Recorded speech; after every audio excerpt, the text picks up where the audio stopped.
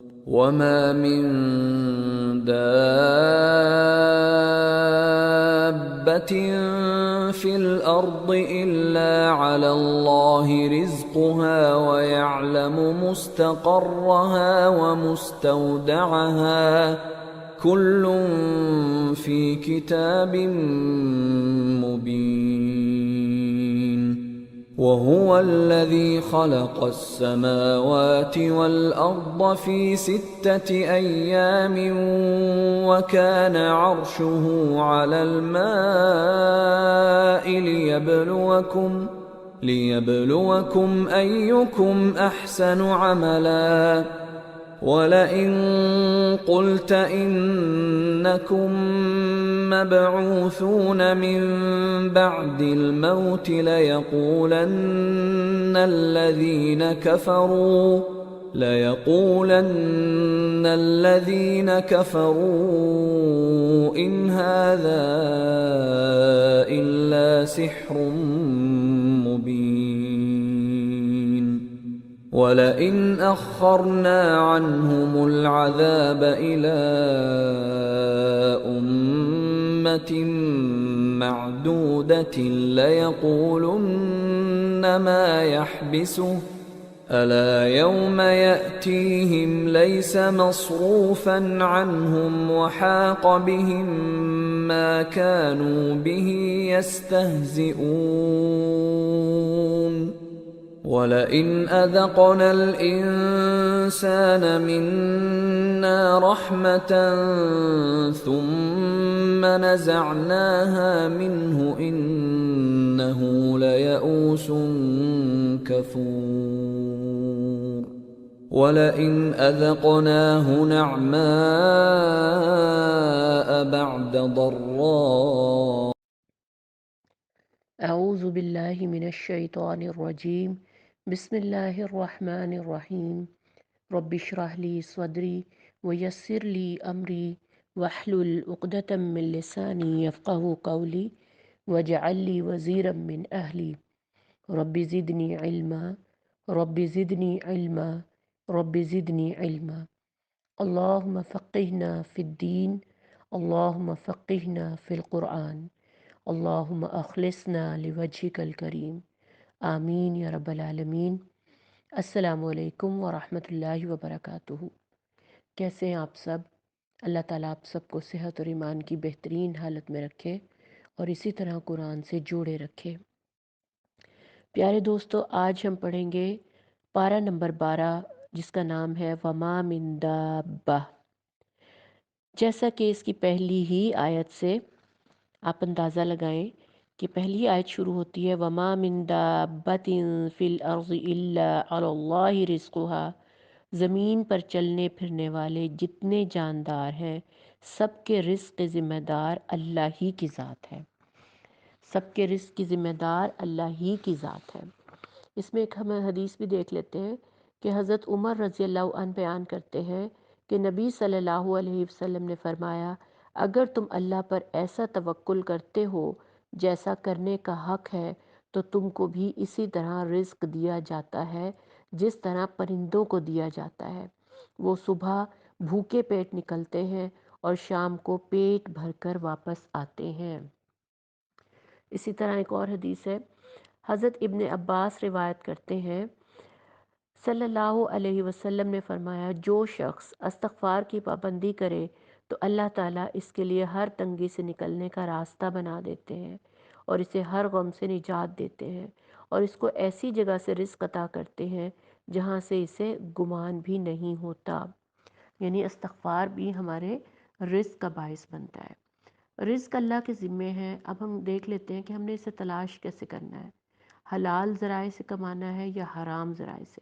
یہ اب ہمارا اپنا انتخاب ہوگا کہ آپ نے اللہ کے بتائے ہوئے راستے پہ چلنا ہے یا پھر اپنا راستہ اختیار کرنا ہے، شیطان کے پیچھے چلنا ہے۔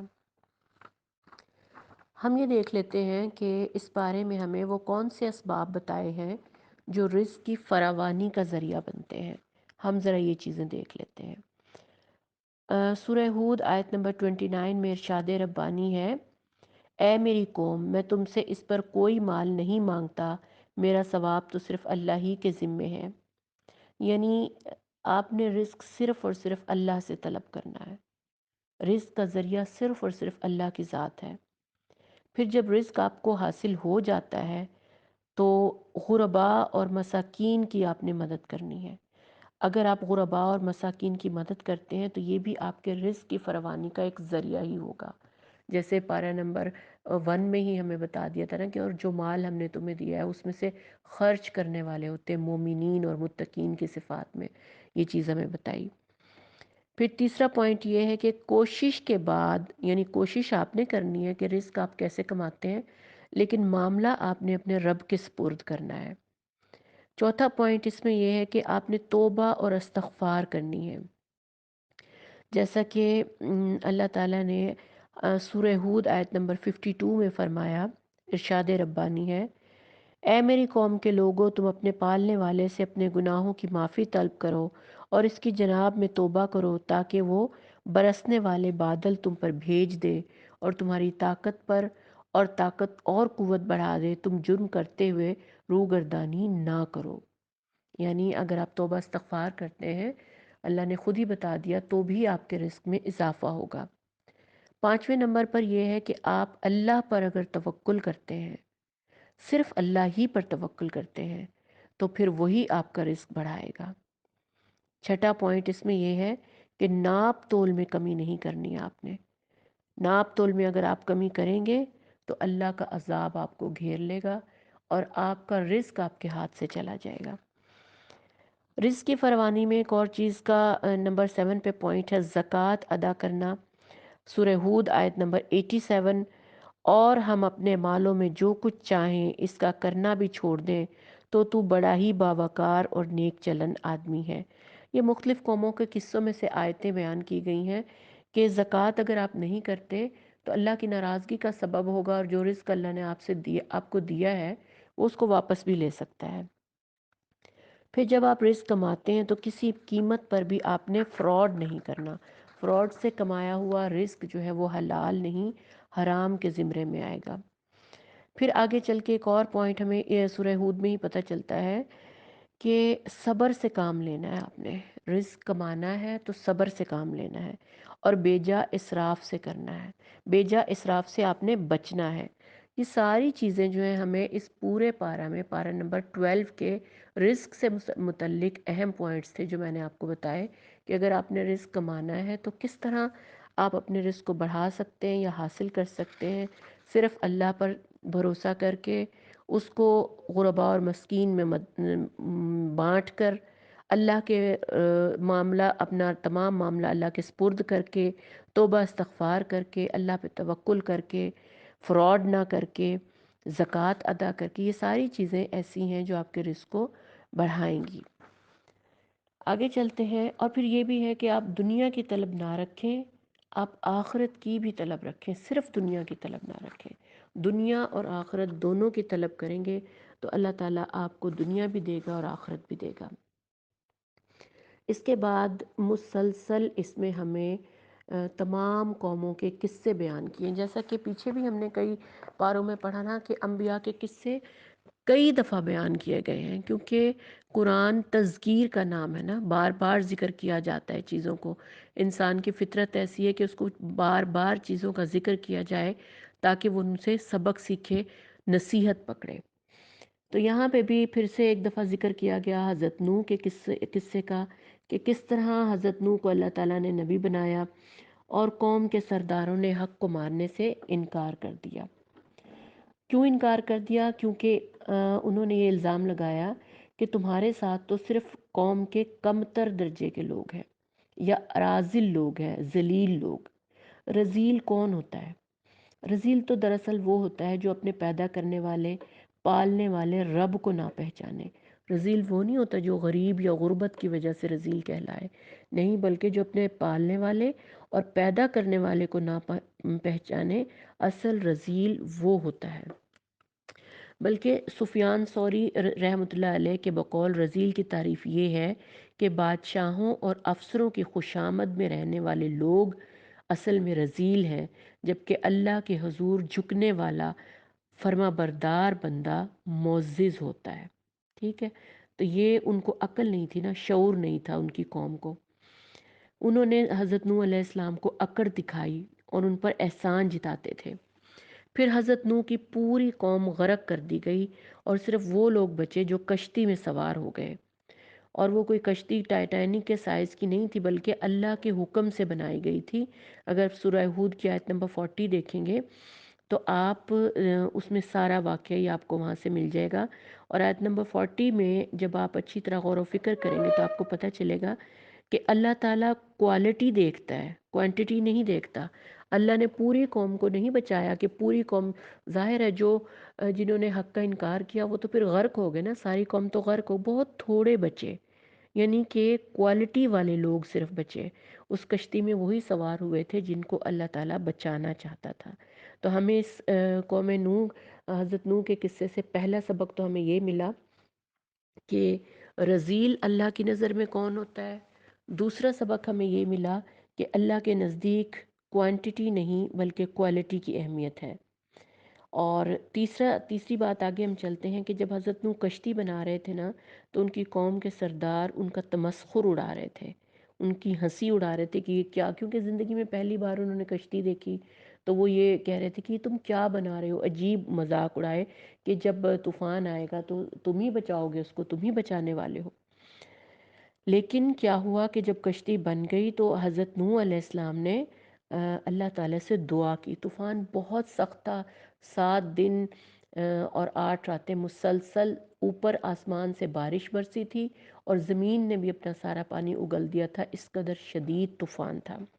لیکن حضرت نوح علیہ السلام نے جب اپنی کشتی ڈالی تو ساتھ ہی اللہ تعالیٰ نے ان کو دعا سکھا دی، اور وہ دعا کیا تھی آپ بھی اس کو یاد کر لیں: بسم اللہ مجریہا و مرساہا ان ربی لغفور الرحیم۔ اللہ ہی کے نام سے اس کا چلنا اور ٹھہرنا ہے، یقیناً میرا رب بڑی بخشش اور بڑے رحم والا ہے۔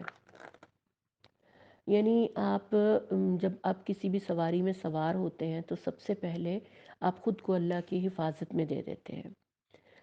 اب ایک اور بہترین سبق آپ سیکھیں کہ جب حضرت نوح کشتی میں سوار ہوئے تو حضرت نوح کے بیٹے نے کشتی میں سوار ہونے سے انکار کر دیا۔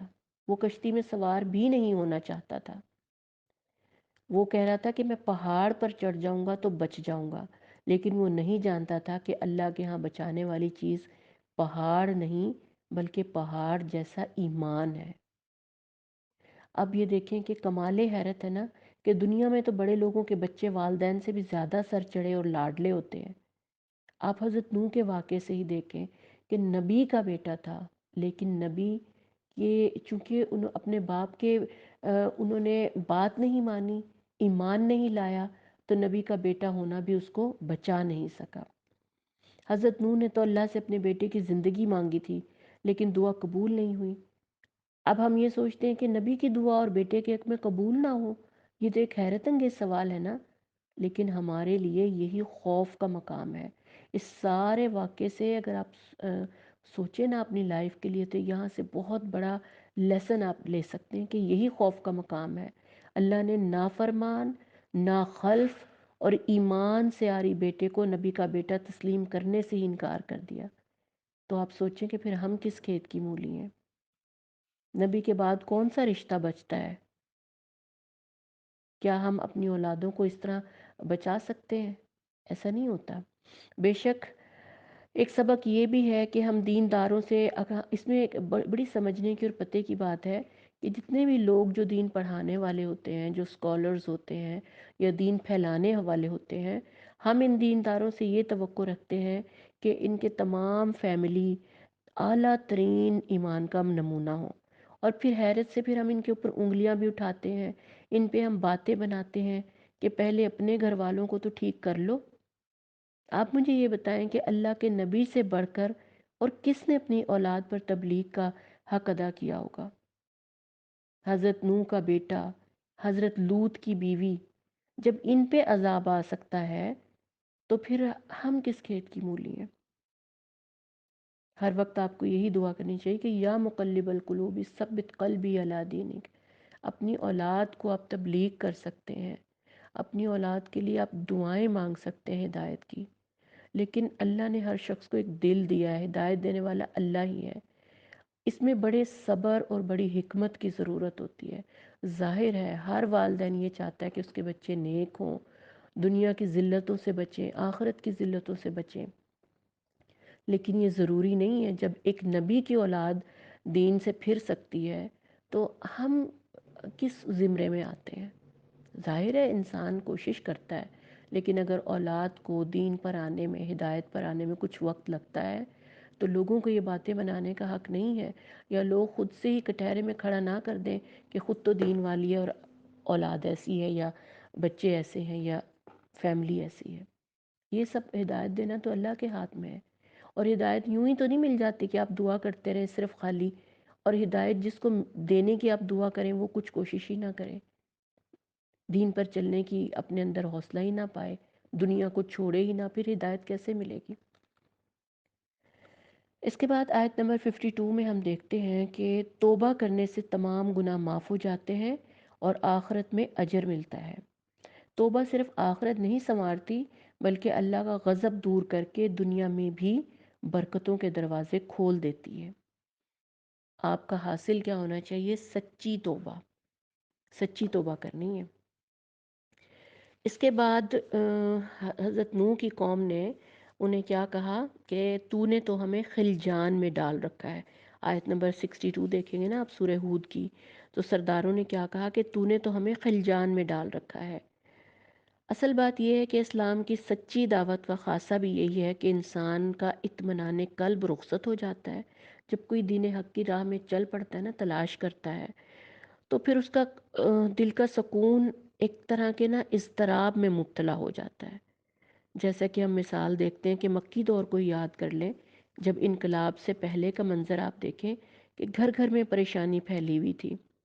ابو سفیان اور ہندہ کی بیٹی ام حبیبہ وہ مسلمان ہو چکی تھیں۔ والدین تو اس وقت نبی صلی اللہ علیہ وسلم کے بدترین دشمن تھے، لیکن بیٹی نے اسلام قبول کر لیا، اور پھر ام حبیبہ ہماری نبی صلی اللہ علیہ وسلم کی ازواج میں بھی ان کا نام آتا ہے، وہ پھر ان کی زوجیت میں بھی آ گئی تھیں۔ اسی طرح مصعب بن عمیر جو ہے وہ بہت بڑے خوشحال گھرانے سے تعلق رکھتے تھے، لیکن جب دین کو قبول کیا تو تمام راحتوں کو ٹھکرانا پڑا۔ اسی طرح سعد بن ابی وقاص جو صرف 16 سال کے تھے، لیکن ان کی ماں مشرکہ تھی، بھوک ہڑتال کر کے بیٹھ گئی کہ چھوڑو دین کو۔ اسی طرح نبی صلی اللہ علیہ وسلم کو کتنی بڑی آزمائش سے گزرنا پڑا کہ ان کی 2 بیٹیوں کا نکاح ابو لہب کے 2 بیٹوں سے ہوا تھا، لیکن جب نبوت کا انہوں نے اعلان کیا تو ابو لہب نے اپنے دونوں بیٹوں کو حکم دیا کہ طلاق دے دو نبی کی بیٹیوں کو۔ تو دین پہ چلنا کوئی اتنا آسان نہیں ہے، بڑی آزمائشوں سے گزرنا پڑتا ہے، لیکن بات یہ ہے کہ آپ کتنا اپنے رب پہ بھروسہ کرتے ہیں، کتنی ثابت قدمی آپ دکھاتے ہیں۔ اب ساری بات کا لب لباب یہ ہے کہ نافرمان قومیں جب اللہ کے غضب کا شکار ہوں تو اللہ تعالیٰ نے بار بار یوں فرمایا کہ دور پھینک دیے گئے عاد، دور پھینک دیے گئے سمود۔ تو کیا وہ کوئی کوڑا کرکٹ تھے؟ جی ہاں، جو انسان اللہ کا نافرمان ہو وہ ایک گویا کوڑے کی طرح ہو جاتا ہے، اور اللہ تعالیٰ کہتا ہے کہ دور پھینک دیا میں نے اس کو۔ یہ سوچنے کی بات ہے ہمارے لیے۔ اس کے بعد حضرت ابراہیم علیہ السلام کی بات آ رہی ہے کہ کس طرح فرشتے ان کے پاس آئے، اور حضرت ابراہیم علیہ السلام کی پرسنالٹی کو بیان کیا گیا ہے کہ اللہ تعالیٰ نے ان کو بہت سارے معجزے دیے، ان سے بہت زیادہ امتحانات لیے گئے۔ کہتے ہیں زندگی کا کوئی امتحان نہیں جو حضرت ابراہیم علیہ السلام سے نہ لیا گیا ہو، لیکن وہ اپنے ہر امتحان میں پورے اترے، اللہ کی راہ میں ہر قربانی پیش کی، اور اللہ تعالیٰ نے ان کو اتنی جد و جہد کے بعد بڑھاپے میں اولاد دی، حضرت اسماعیل علیہ السلام اور حضرت یعقوب علیہ السلام۔ اب ایک طرف تو حضرت ابراہیم علیہ السلام توحید کے معاملے میں نہایت سخت گیر تھے اور اپنی قوم سے تنہا جنگ مول لینے والے تھے، لیکن دوسری جانب قوم لوط کے لیے سراپا غم، اللہ تعالیٰ نے اسی لیے حلیم اور نرم دل قرار دیا ہے۔ دراصل یہ ایک نہایت خوبصورت پرسنالٹی کا امتزاج ہے کہ اللہ کی محبت میں شدید اور اصول کے ضابطے میں سخت، لیکن دل انسانیت کے لیے نرمی اور محبت سے لبریز تھا۔ حضرت ابراہیم ایک بہت خوبصورت پرسنالٹی رکھتے ہیں۔ حضرت ابراہیم کے بعد قوم شعیب کا قصہ بیان کیا گیا، پھر قوم شعیب کے بعد عاد، سمود، تمام قصے بیان کیے گئے۔ اور بیان کرنے کا مقصد کیا تھا؟ کیوں یہ قصے ہمیں بیان کیے جاتے ہیں؟ جیسا کہ میں نے آپ کو پہلے بھی بتایا کہ تذکیر کے لیے بیان کیے جاتے ہیں، لیکن سارے قصوں کو بیان کرنے کے بعد نتیجہ ایک ہی نکلا۔ نتیجہ ایک ہی نکلتا ہے کہ جو نافرمان قومیں ہوتی ہیں، اللہ تعالیٰ ان سب کا حال ایک جیسا کرتا ہے، ان سب کو اپنی رحمت سے دور کر دیتا ہے۔ جیسا کہ ہے نا کہ پھینک دیے گئے عاد، پھینک دیے گئے سمود، تو اللہ تعالیٰ بھی پھر اسی طرح پھینک دیتا ہے انسان کو جو اللہ کی رحمت سے دور ہو۔ تو ہم نے یہاں تک یہ چیزیں سبق نکالنا ہے۔ ہم نے سورہ ہود یہاں پر ختم ہوتی ہے اور سورہ یوسف اب شروع ہوگی۔ سورہ یوسف شروع ہونے سے پہلے جتنے بھی انبیاء کے قصے ہم نے پڑھے، ان سب میں ہم نے یہ دیکھا کہ نیکی کرنے والے کا اجر اللہ تعالیٰ ضائع نہیں کرتا۔ اور سلف صالحین میں 3 کلمات بہت معروف تھے۔ نمبر 1، جو شخص آخرت کے کام میں مشغول ہو جاتا ہے، اللہ اس کے دنیا کے کاموں کو خود بخود درست فرما دیتا ہے۔ نمبر 2، جو شخص اپنی باطنی حالت درست کر لے تو اللہ اس کے ظاہری حالات بھی درست فرما دیتے ہیں۔ نمبر 3، اللہ کے ساتھ اپنا معاملہ درست کر لے تو اللہ تمام لوگوں کے درمیان اس کے معاملات کو درست فرما دیتے ہیں۔ یہ تھا ہمارا سورہ ہود کا خلاصہ۔ آئیے اب چلتے ہیں سورہ یوسف کی طرف۔ اور سورہ یوسف جو ہے اس کو احسن القصص بھی کہا گیا ہے۔ احسن القصص یعنی قصوں میں بہترین قصہ۔ جیسے کہ ہم نے باقی قوموں کے قصے پڑھے نا، تو نبی صلی اللہ علیہ وسلم سے جب کسی نے پوچھا کہ کون سا قصہ سب سے افضل ہے، کون سا قصہ سب سے اچھا ہے، تو کہا جاتا ہے کہ احسن القصص حضرت یوسف علیہ السلام کے قصے کو کہا گیا۔ حضرت ابو ہریرہ بیان کرتے ہیں کہ لوگوں نے نبی سے پوچھا، یا رسول اللہ صلی اللہ علیہ وسلم، سب سے زیادہ مکرم کون ہے؟ آپ صلی اللہ علیہ وسلم نے فرمایا، جو سب سے زیادہ متقی ہے۔ انہوں نے کہا، ہم اس بارے میں نہیں پوچھتے۔ پھر آپ نے فرمایا، حضرت یوسف اللہ کے نبی کے بیٹے اور اللہ کے نبی کے پوتے اور نبی کے پڑ پوتے، آپ ہی سب سے زیادہ مکرم ہیں۔ اسی لیے ان کے قصے کو بھی احسن القصص کہا گیا ہے، اور اس میں بے شمار ہمارے لیے اسباق نکلتے ہیں۔ حضرت یوسف علیہ السلام کی پرسنالٹی میں سب سے نمایاں چیز کیا ہے کہ خوابوں کی وہ تعبیر بتایا کرتے تھے۔ اس سلسلے میں ہم دیکھتے ہیں کہ خواب جو ہیں، حضرت یوسف علیہ السلام نے ایک سچا خواب دیکھا تھا۔ سب سے پہلی بات تو یہ انبیاء سچا خواب دیکھتے ہیں۔ خواب 3 طرح کے ہوتے ہیں۔ سچے خواب جو اللہ کی طرف سے بشارت ہوتے ہیں، یعنی جو اللہ کی طرف، جو سچے خواب ہوتے ہیں نا، وہ اللہ کی طرف سے ہوتے ہیں۔ نمبر 2، پریشان کن خواب، وہ شیطان کی طرف سے ہوتے ہیں۔ اور نمبر 3، وہ خواب جو انسان کے اپنے خیالات اور لاشعور میں دبے ہونے کی وجہ سے ہوتے ہیں، یعنی کہ وہ آپ کے دماغ کا خلل ہوتے ہیں۔ یہ 3 طرح کے میں نے آپ کو خواب بتائے۔ اچھا جی، اس کے بعد ہم دیکھتے ہیں کہ حضرت یوسف علیہ السلام نے کیا خواب دیکھا تھا، کہ انہوں نے ایک چاند، ایک ستارہ، ایک چاند اور سورج اور 11 ستارے دیکھے تھے، اور 11 ستارے جو ان کو سجدہ کر رہے تھے۔ جب انہوں نے یہ خواب اپنے والد کو بتایا، یعقوب علیہ السلام کو، تو انہوں نے کہا کہ اپنے بھائیوں کو یہ خواب مت بتانا، کیونکہ وہ خواب کی تعبیر جانتے تھے کہ چاند اور سورج جو تھے وہ حضرت یوسف کے والدین کی طرف اشارہ تھا، اور 11 ستارے وہ ان کے بھائی تھے۔ اور حضرت یوسف علیہ السلام کو جو یہ خواب نظر آیا، تو یعقوب علیہ السلام اس خواب کی پوری تعبیر جانتے تھے کہ آخر میں ان کو معزز بنایا جائے گا اور بادشاہت ان کو عطا کی جائے گی۔ انہوں نے کیوں روکا؟ کیونکہ خواب جو ہے حضرت یوسف علیہ السلام کا حضرت یوسف کی بزرگی کو ظاہر کر رہا تھا، اسی لیے یعقوب علیہ السلام نے بتانے سے منع فرمایا۔ اب اس سے ہمارے لیے کیا سبق نکلتا ہے کہ اپنے مقاصد کو کامیاب بنانے کے لیے ان کو راز میں رکھا کریں، کیونکہ دنیا میں ہر صاحب نعمت سے حسد کیا جاتا ہے۔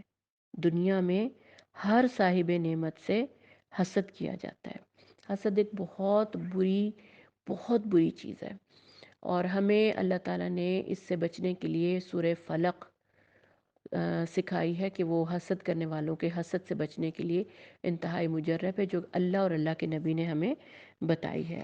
سورہ فلق جو ہے، امید ہے کہ آپ سب کو یاد ہوگی، لیکن ضرورت اس چیز کی ہے کہ آپ اس کے ترجمے کو یاد کریں۔ ترجمہ جب آپ سمجھ لیں گے تو اس کی اہمیت بھی آپ سمجھ جائیں گے۔ اس کے بعد ہے کہ انبیاء اللہ کی خصوصی رہنمائی میں کامل ہوتے ہیں۔ انبیاء جو ہے نہایت باریک بین نگاہ رکھتے ہیں، اور ہمیں جیسے کہ یوسف علیہ السلام کے قصے سے بھی پتہ چلتا ہے کہ ان کا خواب سچا تھا، تو انبیاء کو بھی سچے خواب ہی نظر آتے ہیں، جس طرح آپ صلی اللہ علیہ وسلم کو بھی کئی بار سچے خواب نظر آئے۔ حضرت یوسف علیہ السلام کا واقعہ کس نے پوچھا تھا، اس طرف آتے ہیں ہم کہ یہود کے اشارے پہ، یہود اکساتے رہتے تھے نا کفار مکہ کو، تو یہودیوں نے کفار مکہ کو اکسایا، اور کفار مکہ نے آپ صلی اللہ علیہ وسلم کا امتحان لینے کے لیے ان سے یہ واقعہ پوچھا، اور فوراً ہی اللہ تعالیٰ نے قرآن میں پھر اس پورے واقعے کو بیان کر دیا کہ آپ صلی اللہ علیہ وسلم کی زبان پر سورہ یوسف کی شکل میں پورا واقعہ وحی کی صورت میں نازل ہو گیا۔ یہ واقعہ سرداران قریش اور نبی صلی اللہ علیہ وسلم کے درمیان کشمکش پر پوری طرح چسپاں ہو گیا۔ جیسے حضرت یوسف علیہ السلام تھے، اسی طرح نبی صلی اللہ علیہ وسلم ان کی طرح ان کی پرسنالٹی تھی کہ حضرت یوسف کی طرح نبی کو بھی قریش مکہ کی قتل کی سازشوں کی وجہ سے مکہ سے نکلنا پڑا۔ جس طرح یوسف علیہ السلام کو ان کے بھائیوں نے نکال دیا تھا نا، کنویں میں ڈال دیا تھا، پھر وہ وہاں سے نکلے اور وہ مصر پہنچ گئے، یعنی اپنے گھر سے دربدر ہو گئے۔ اسی طرح قریش مکہ کی سازشوں کی وجہ سے آپ صلی اللہ علیہ وسلم کو بھی مکہ چھوڑ کر مدینہ جانا پڑا، اور اللہ نے آپ کو اس جلاوطنی سے عروج اور اقتدار عطا فرمایا۔ جب آپ مدینہ گئے تو وہیں سے پھر آپ نے اسٹیٹ قائم کی، اور پھر پوری دنیا میں اسلام کو پھیلایا۔ اسی طرح جس طرح یوسف علیہ السلام جب مصر میں پہلے پہنچے، پہلے بکے بھی، غلام بھی بنے، لیکن آخرت میں ان کو بادشاہت نصیب کی۔ بالآخر اہل قریش کو فتح مکہ کے موقع پر آپ صلی اللہ علیہ وسلم کے سامنے رحم کا طلبگار بن کر کھڑا ہونا پڑا، جس طرح کہ یوسف کے بھائی آخر میں رحم کے طلبگار بن کر یوسف علیہ السلام کے سامنے کھڑے تھے۔ تو یوسف علیہ السلام کے قصے میں اور نبی صلی اللہ علیہ وسلم کی زندگی میں یہی مماثلت ہے۔ نبی صلی اللہ علیہ وسلم کو بھی دو طرح سے جلاوطنی ہوئی، ایک طرف مکہ چھوڑنا پڑا، اور ایک دفعہ شیب ابی طالب میں بھی تو 3 سال کے لیے ان کو علیحدہ زندگی میں بالکل ہی یعنی کہ ایک گھاٹی میں محصور کر دیا گیا تھا۔ اب ہم یہ دیکھتے ہیں کہ یوسف علیہ السلام کے بھائی جو تھے، ان کو کیوں قتل کرنا چاہتے ہیں۔ سورہ یوسف آیت نمبر 8 میں آپ دیکھیں کہ صرف اور صرف حسد کی بنا پر، کیونکہ وہ اپنے والد کو زیادہ محبوب تھے، اسی وجہ سے بھائی ان سے حسد کرتے تھے، کیونکہ چھوٹی ہی عمر میں بہت حسین بھی تھے، کردار بھی اعلیٰ تھا، اخلاق بھی تھا، اور سعادت مندی بھی تھی، تو اسی وجہ سے یعقوب علیہ السلام ان کو زیادہ پیار کرتے تھے۔ حسد کی یہ برائی ہوتی ہے کہ وہ قابل حصول خیر کو حاصل کرنے کی بجائے بندہ یہ سوچتا ہے کہ دوسرے کی تباہی ہو جائے، دوسرے کی بربادی ہو جائے، اس سے بھی وہ نعمت چھن جائے جو ہمارے پاس نہیں ہے۔ یہی حسد ہوتا ہے، اور یہی حسد کفار قریش، خاص طور پر ابو جہل اور یہود کو آپ صلی اللہ علیہ وسلم سے تھا۔ اور لیکن ہم نے دیکھا کیا کہ آخر کار کہانی کا انجام کیا ہے، کہ حاسد کا انجام ہمیشہ نیچا ہی ہوتا ہے۔ اور جیسا کہ میں نے پہلے بھی بتایا کہ حاسدوں کے شر سے بچنے کے لیے سورہ فلق آپ پڑھیں، یہ اللہ تعالیٰ نے ہمیں بتائی ہے۔ اس کے بعد کیا ہے کہ جی حضرت یوسف علیہ السلام بہت چھوٹی عمر میں، بہت چھوٹے تھے، بھائیوں نے کنویں میں دھکا دے دیا، بہت کم عمر اور پریشان تھے، لیکن اس سے ہمیں یہ سبق ملتا ہے کہ اللہ تعالیٰ کبھی بھی کسی بھی حالت میں اپنے بندے کو تنہا نہیں چھوڑتا۔ حضرت یوسف کو چھوٹی ہی عمر میں وحی کے ذریعے اللہ تعالیٰ نے تسلی اور اطمینان اور سکینت کنویں میں ہی پہنچا دی تھی۔ اس کا ذکر سورہ یوسف آیت نمبر 15 میں کیا گیا ہے۔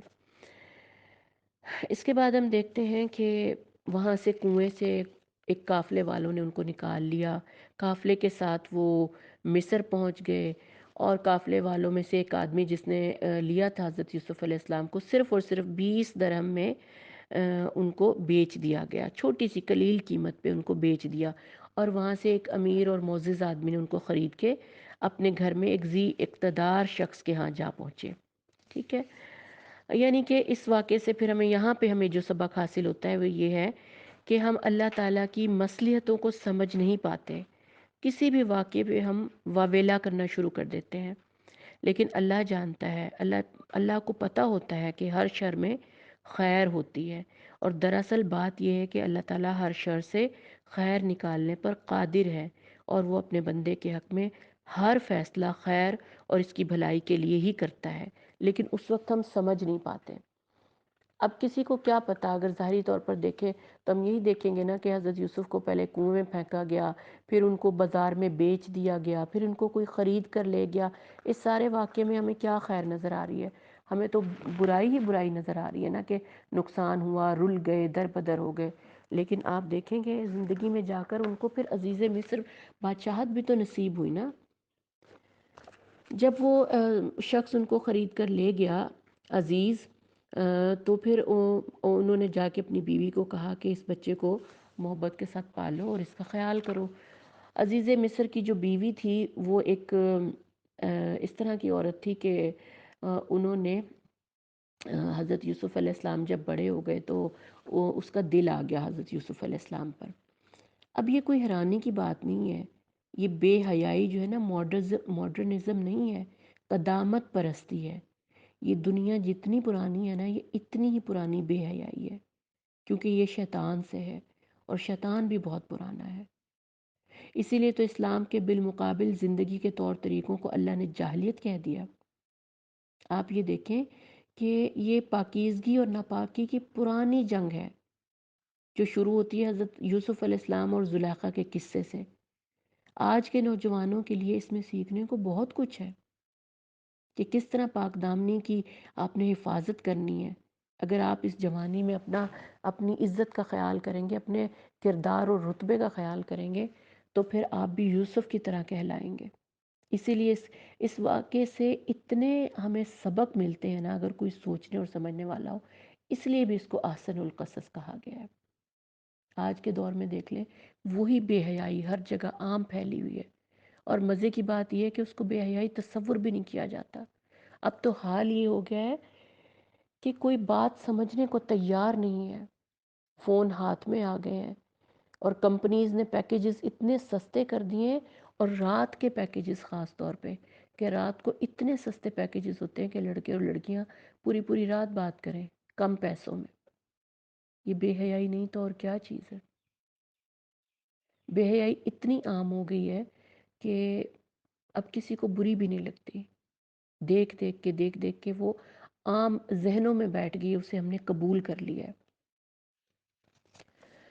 اس کے بعد ہم دیکھتے ہیں کہ حضرت یوسف نے پھر کیا کیا. یوسف علیہ السلام نے، وہ اللہ کے چنے ہوئے اور صالحین میں سے تھے. یہ نہیں کہ وہ کوئی برائی کرنے پر قادر نہیں تھے، وہ بھی ایک عام انسان تھے، خواہش سے عاری نہیں تھے. وہ ان کے اندر بھی خواہشات تھی، لیکن انہوں نے دروازہ بند ہونے کے باوجود ہر گناہ سے دوڑ کر توبہ کی. ہر ممکن حربے سے وہ بچ گئے، اور گناہ کی گندی زندگی اس سے بچ کر اور دور بھاگے. ان کو بھی تو پھانس لیا تھا زلیخا نے، ان کو بھی تو پھانسنے کی کوشش کی تھی، لیکن وہ بچ گئے. ہمیں اپنے بیٹوں کی تربیت اس طرح کرنی چاہیے کہ ان کا کردار یوسف علیہ السلام کی طرح ہو. آج کے دور میں بہت ضروری ہے، بہت ضروری ہے کہ اپنے بچوں کو، خاص طور پہ بیٹوں کو، یوسف علیہ السلام کے کیریکٹر کو دکھایا جائے، سورہ یوسف کو پڑھ کر سنایا جائے. اس کے بعد کیا تھا کہ جو یہ بے حیائی یہیں تک نہیں تھی، بلکہ بجائے زلیخا شرمندہ ہونے کے، اس نے شہر بھر کی معزز بیگمات کو بلایا دعوت پر، اور حضرت یوسف علیہ السلام کو بہانے سے بلا کر انہیں دکھایا. استغفر اللہ، یہ بتانے کے لیے کہ غلطی میری نہیں ہے، بلکہ یہ حسن ہی اتنا زیادہ تھا کہ میں تو مر ہی مٹ گئی، اور کوئی بھی ہوتا تو مر مٹ جاتا. اور پھر یہ ثابت کر کے دکھایا اس نے کہ جب وہ بیچ میں سے گزرے تو تمام عورتوں نے اپنی انگلیاں کاٹ لی تھیں. پھر یوسف علیہ السلام نے قید میں جانے کو ترجیح دی کہ اس دنیا سے بہتر ہے کہ میں قید میں چلا جاؤں۔ قید میں جا کر بھی انہوں نے کوئی عام طرح کی قیدیوں کی زندگی نہیں گزاری، بلکہ وہاں پہ توحید اور تبلیغ کا کام کیا۔ اپنے رویے سے، اپنے کردار سے، اپنے اعمال سے انہوں نے وہاں بھی اللہ کے نام کو آگے بڑھایا۔ ہم یہ دیکھتے ہیں کہ حسن بھی ایک آزمائش ہے، جس طرح حضرت یوسف علیہ السلام کے لیے آزمائش تھی، ایک سبق یہ بھی نکل سکتا ہے آج کے دور میں ہمارے لیے بھی آزمائش ہے۔ کس طرح اپنے آپ کو دنیا سے بچانا ہے، بے حیائی سے بچانا ہے، اپنے اخلاق کو بلند کرنا ہے، یہ چیز دیکھنے کے لیے ہے۔ اس کے بعد ہے کہ حضرت یوسف علیہ السلام خوابوں کی تعبیر بیان کیا کرتے تھے، اور یہ خوبی اللہ تعالیٰ نے انہیں اس لیے بھی دی تھی کہ اس خوبی کی وجہ سے ہی پھر وہ قید سے نکلے تھے۔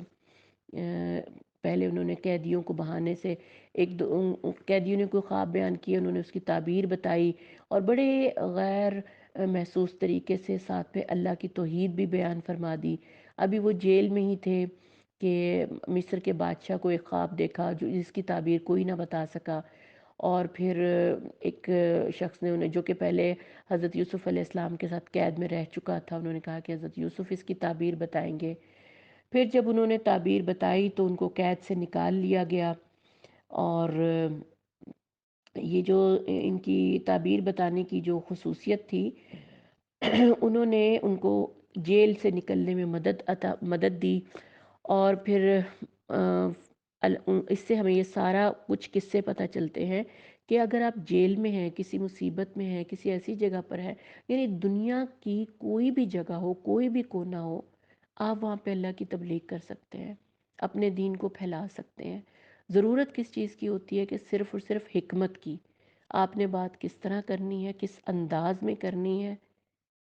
آج کل یہ دیکھا گیا ہے کہ علماء بعض اوقات یا بعض اوقات ماں باپ بھی ایسا کرتے ہیں کہ بار بار اپنی اولاد کو ایک ہی بات کہتے ہیں، یا جیسے نماز کوئی لے، نماز پڑھی، کیوں نہیں پڑھتے، کیوں نہیں پڑھی؟ یہ حکمت نہیں ہے۔ بچے اس چیز سے چڑ جاتے ہیں اور بجائے نماز پڑھنے کے وہ دور بھاگ جاتے ہیں۔ اسی طرح اللہ تعالیٰ نے ایسے ہی کوئی باتیں ہمیں نہیں کہی گئی۔ حکمت مومن کی گمشدہ میراث ہے، اور نبوت کا 25واں حصہ کہا گیا ہے۔ آپ یہ دیکھیں کہ ہر کام میں حکمت کی ضرورت ہوتی ہے۔ اگر بچوں کو دین کی طرف لے کر بھی آنا ہے نا، تو بڑی حکمت کے ساتھ، کیونکہ ہر دور کے بڑے فتنے ہوتے ہیں۔ آج کے دور کے بچے اور طرح کے ہیں، ان کا مائنڈ سیٹ اور طرح کا ہے۔ یہ انگریزی تعلیم، یہ سب کچھ چاروں طرف فتنے، بلائیں، آزمائشیں، دور مشکل ہے، تو حکمت کی بھی زیادہ ضرورت ہوگی آپ کو۔ یہ ہمارا پارہ آج کا سورہ یوسف ابھی ختم نہیں ہوئی ہے، یہ آگے چلے گی پارہ نمبر 13 میں بھی انشاءاللہ۔ اس کا باقی حصہ اور اس کے باقی اسباق جو ہیں وہ ہم کل دیکھیں گے۔ آج کے لیے اتنا ہی۔ اللہ سے دعا ہے کہ اللہ ہم سب کو حکمت عطا فرمائے، پاک دامنی عطا فرمائے، اور اس کے لیے بھی وہی دعا ہے کہ اللہم انی اسألک الہدا والتقا والعفاف والغنی۔ یہ عفت اور پاک دامنی جو ہے نا، اللہ تعالیٰ نے ہمیں دعاؤں میں مانگنے کے لیے کہی ہے، یہ بہت ضروری ہے۔